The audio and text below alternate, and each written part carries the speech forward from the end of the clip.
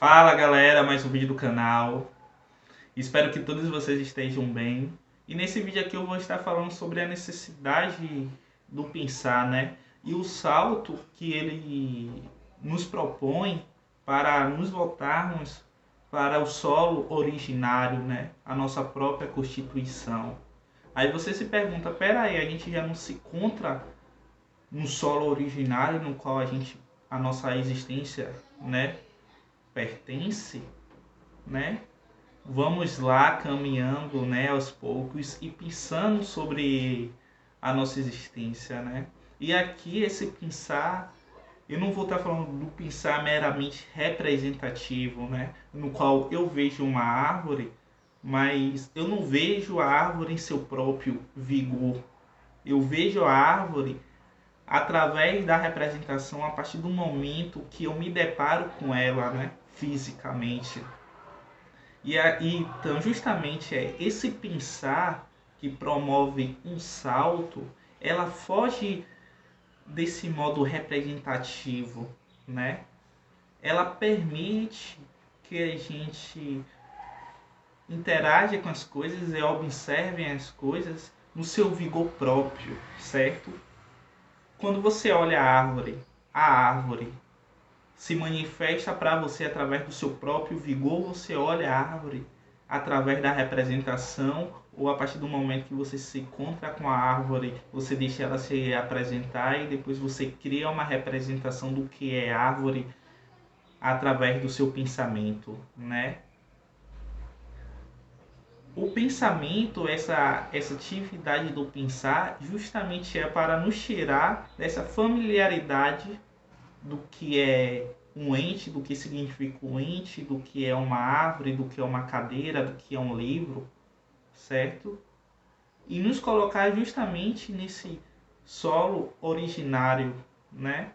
Não deixar o pensamento representativo tirar o mistério que se encontra na existência, né? A partir do momento que eu permito a árvore se manifestar no seu próprio vigorar, no seu próprio vigor, todo o mistério, né, que habita nela vai se revelando, né? Numa dinâmica, se assim eu posso dizer, de um se revelar, né, e depois se retrair nesse jogo, nessa brincadeira. Com o pensamento representativo, esgota esse mistério que habita na existência, né? A partir do momento que eu tenho uma representação do que é homem, né? Homem como um animal racional, homem como um animal que possui determinadas características físicas, né? Uma certa estrutura biológica, eu limito. Mas se eu trago uma pergunta, como é ser humano, entende? Abre um leque de possibilidades no qual demonstra o mistério do que é ser humano, do que está na existência, né? Quando a gente se propõe a pensar e meramente esse pensar é que algo se deu, né? Um estalo se deu entre a gente, nos tirando dessa situação de familiaridade e nos fazendo refletir sobre a própria existência, né? E esse pensar, a necessidade do pensar é nos colocar de novo nesse âmbito originário, né? Esse âmbito originário de uma compreensão que já faz parte da nossa própria existência, do nosso próprio ser, que a gente acabou esquecendo, né? A gente acabou esquecendo. Eu vou estar trazendo aqui um exemplo, né, que eu acho interessante, a questão da comparação, né? Desde pequeno, perdão, né, galera? Desde pequeno é nos ensinado, né, o pensamento comparativo em relação ao outro, né?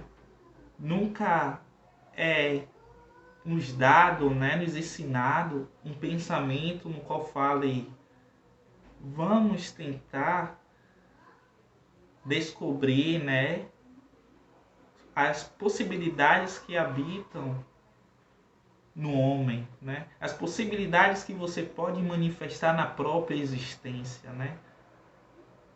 Então, quando a gente sai desse solo originário de possibilidades e do nosso campo de possibilidades e entra nesse modo de ser, de pensamento comparativo, a gente obstrui a nossa experiência, né? A gente obstrui, digamos, uma possibilidade de criação interior para se manifestar no processo exterior e acaba limitando a nossa existência. E isso é bastante interessante, né? Essa limitação. E olhe que esse pensamento comparativo, não posso dizer que é criado de modo proposital. Às vezes não é criado, né? Às vezes faz parte da própria atividade, da própria interação humana, esse desviar, né? Esse pensar algo que certamente não possibilita, né, o melhor uso, né, um melhor exploramento das nossas possibilidades de ser. Então, quando a gente para nesse processo do pensamento, né, o que é o pensar, essa atividade que não se reduz a uma mera representação, e a gente se coloca nesse processo e dá esse salto quer dizer o quê? Esse salto é pensar como eu estou levando a minha existência, é pensar como eu me relaciono com o outro, né? É pensar como eu me vejo internamente e externamente.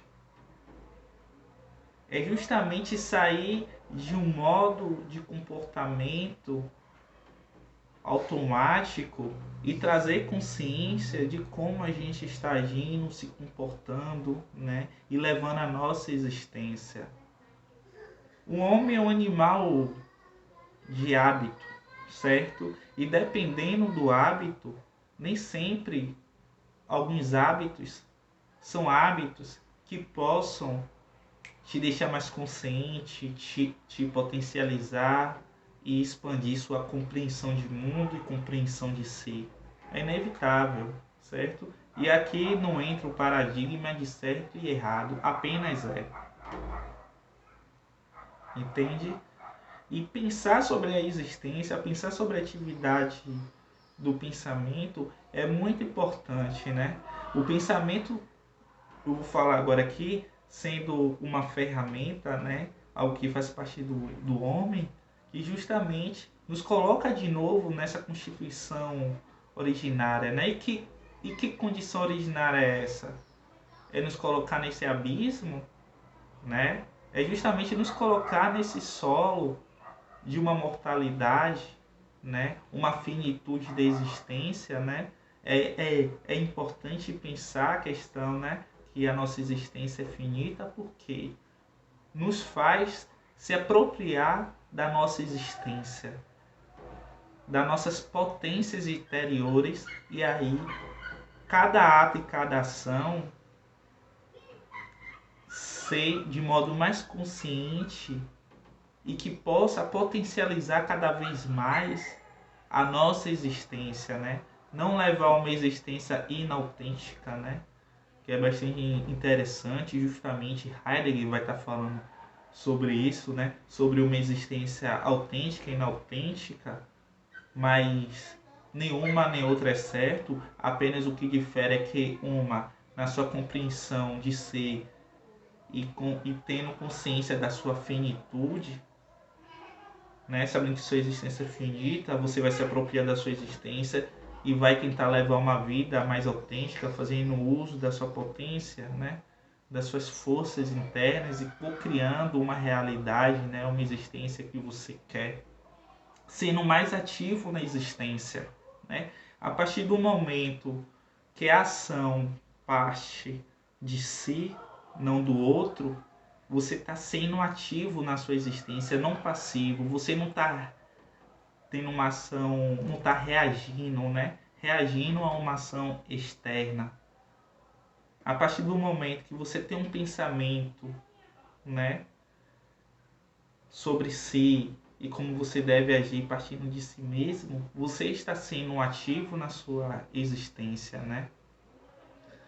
Então, todo pensamento, toda a tarefa do pensamento, sendo uma filosofia, né, ou sendo alguma filosofia espiritualista, é justamente para afirmar a nossa possibilidade, reafirmar nossas forças, tomar posse das nossas potências, certo?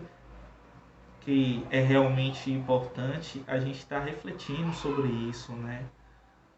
Então, galera, esse vídeo aqui foi mais um pensamento que estava aqui em mente, né? Sobre a questão do pensar e essa atividade do pensar que nos coloca novamente em correspondência com o nosso ser, né?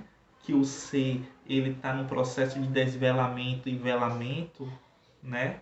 Ele se revela e depois se retrai. E nessa amostragem, nesse escondimento, ele está sempre brincando e a gente tendo esses vislumbres de ser, né? Ser que somos, esse ser que somos, né? A gente é o único animal que compreende ser, né? Essa compreensão que já se dá de modo prévio. Então, galera, espero que vocês tenham gostado desse vídeo. E é isso aí. Futuramente eu vou trazer mais outras reflexões. Esse vídeo aqui eu quis trazer uma reflexão, um diálogo descontraído, né? Mas futuramente eu vou falar um pouco mais de Spinoza, né? Continuar o diálogo anterior, né? Do vídeo anterior, que eu acho bastante importante, né? Tendo uma percepção de como é interpretado um perspectivismo acerca do homem e da existência, isso é crucial, certo? Então, gratidão, espero que todos vocês estejam bem, e é isso aí. Namastê.